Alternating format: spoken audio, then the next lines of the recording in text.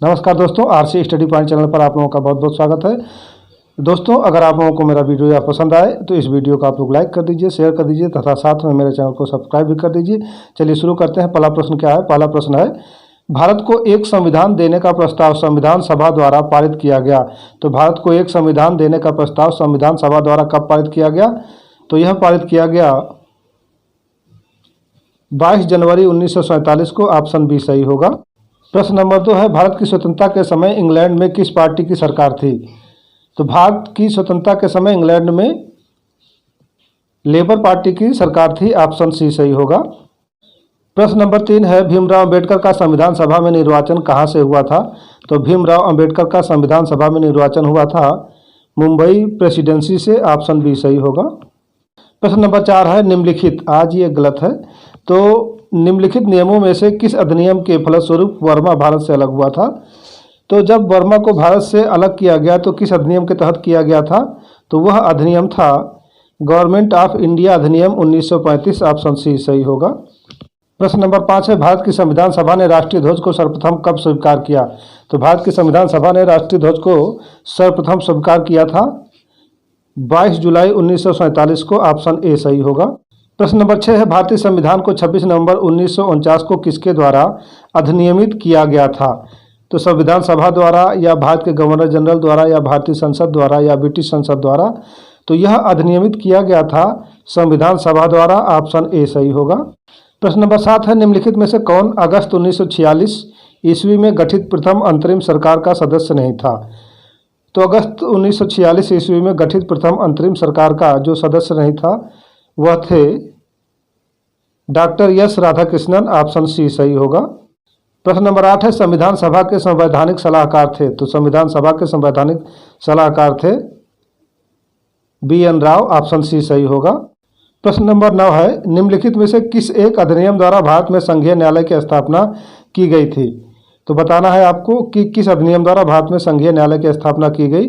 भारत परिषद अधिनियम 1861 के द्वारा या भारत सरकार अधिनियम 1909 के द्वारा या भारत सरकार अधिनियम 1919 के द्वारा या उपयुक्त में से कोई नहीं। तो इसका सही आंसर होगा उपयुक्त में से कोई नहीं। ऑप्शन डी सही होगा, क्योंकि भारत में संघीय न्यायालय की स्थापना जो की गई थी वह भारत सरकार अधिनियम 1935 के द्वारा की गई थी। प्रश्न नंबर 10 है, भारत में स्वतंत्रता के पश्चात प्रथम मंत्रिमंडल का कानून मंत्री कौन था? तो भारत में स्वतंत्रता के पश्चात प्रथम मंत्रिमंडल का कानून मंत्री जो व्यक्ति थे वह थे doctor Bhimrao Ambedkar. Option D सही होगा। प्रश्न नंबर 11 है, निम्नलिखित में से कौन संविधान प्रारूप समिति के सदस्य थे? तो ये आपको बताना है कि इनमें से कौन कौन व्यक्ति संविधान प्रारूप समिति के सदस्य थे। तो देखते हैं, एन गोपालास्वामी यह प्रारूप समिति के अध्यक्ष थे। जवाहरलाल नेहरू यह नहीं थे। और अल्लादी स्वामी कृष्ण अय्यर तो यह भी थे। सरदार पटेल यह नहीं थे। तो इस प्रकार आपने देखा कि संविधान प्रारूप समिति के जो सदस्य थे, एक थे एन गोपालास्वामी और दूसरे थे अल्लादी कृष्णस्वामी अय्यर। प्रश्न नंबर 12 है, किसने कहा था संविधान सभा कांग्रेस थी और कांग्रेस भारत था? तो संविधान सभा कांग्रेस थी और कांग्रेस भारत था, यह कहा था ऑस्टिन ने। ऑप्शन ए सही होगा। प्रश्न नंबर 13 है, सूची को मिलान करना है और देखना है कौन किसके समान सही है। तो संविधान सभा के पहले उपाध्यक्ष कौन थे? एस सी मुखर्जी सही है। प्रारूप समिति के मूलतः एकमात्र कांग्रेसी सदस्य के एम मुंशी थे, तो यह भी सही है। राजस्थान की रियासतों का प्रतिनिधित्व करने वाले संविधान सभा के सदस्य बी टी कृष्णाचारी थे, तो यह भी सही है। संघ संविधान समिति के अध्यक्ष कौन थे? तो वह थे जवाहरलाल नेहरू, यह भी सही होगा। तो इस प्रकार आपने देखा संविधान सभा के पहले उपाध्यक्ष एस सी मुखर्जी थे। प्रारूप समिति के मूलतः एकमात्र कांग्रेसी सदस्य के एम मुंशी थे। राजस्थान की रियासतों के प्रतिनिधित्व करने वाले संविधान सभा के सदस्य बी टी कृष्णाचारी थे और संघ संविधान समिति के अध्यक्ष जो थे वह जवाहरलाल नेहरू थे। प्रश्न नंबर 14 है, अपनी राष्ट्रवादी प्रतिक्रिया में भारतीय संविधान के निर्माताओं ने अल्पसंख्यकों के हितों तथा भावनाओं के महत्व को कम करके आंका, यह कथन किसका है? तो अपनी राष्ट्रवादी प्रतिक्रिया में भारतीय संविधान के निर्माताओं में अल्पसंख्यकों के हितों तथा भावनाओं के महत्व को कम करके आंका, यह कथन है आइवर जेनिंग का। ऑप्शन डी सही होगा।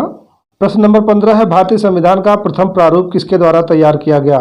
तो भारतीय संविधान का प्रथम प्रारूप जिसके द्वारा तैयार किया गया वह व्यक्ति थे BN राव। ऑप्शन बी सही होगा। प्रश्न नंबर 16, संविधान सभा द्वारा स्थापित मौलिक अधिकारों और अल्पसंख्यकों हेतु सलाहकार समिति के अध्यक्ष कौन थे?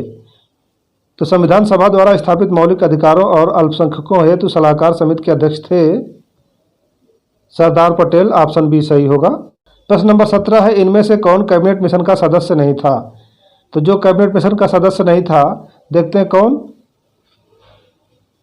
तो वह सदस्य थे विलियम वुड। ऑप्शन ए सही होगा, क्योंकि विलियम वुड कैबिनेट मिशन के सदस्य नहीं थे। बाकी पैथिक लॉरेंस, स्टेफोर्ड क्रिप्स और एबी अलेक्जेंडर ये कैबिनेट मिशन के सदस्य थे।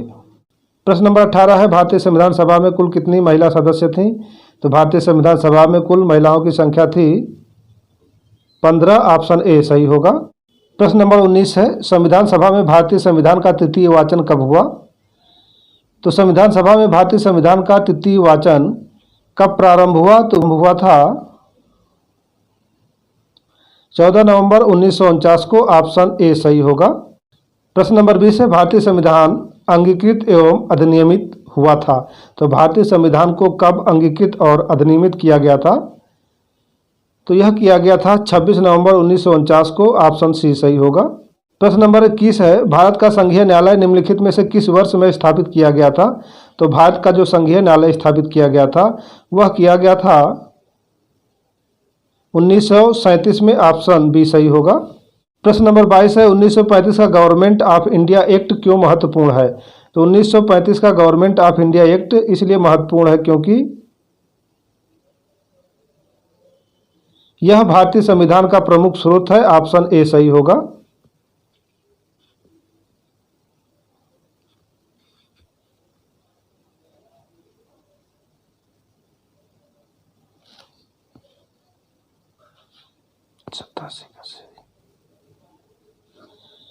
प्रश्न नंबर 23 है, वर्ष 1937 के चुनाव में कितने प्रांतों में कांग्रेस का मंत्रिमंडल बना था? तो जब 1937 में चुनाव हुआ था तो उस समय कांग्रेस मंत्रिमंडल कितने राज्यों में बना था? तो वह बना था 8 प्रांतों में। ऑप्शन सी सही होगा। प्रश्न नंबर 24 है, 1927 के बटलर कमेटी का क्या उद्देश्य था? तो 1927 की बटलर कमेटी का जो उद्देश्य था वह था भारत सरकार एवं देशी रियासतों के बीच संबंध सुधारना। ऑप्शन डी सही होगा। प्रश्न नंबर 25 है, भारत की संविधान सभा की अंतिम बैठक की सही तिथि को बताना है कि भारतीय संविधान सभा की अंतिम बैठक किस तिथि को हुई थी? तो वह हुई थी 24 जनवरी 1950 को। ऑप्शन सी सही होगा। तो दोस्तों, अगर आप लोगों को वीडियो अच्छी लगी हो तो वीडियो को लाइक कर दीजिए, शेयर कर दीजिए तथा मेरे चैनल को सब्सक्राइब कर लीजिए। वीडियो देखने के लिए आपका बहुत बहुत धन्यवाद।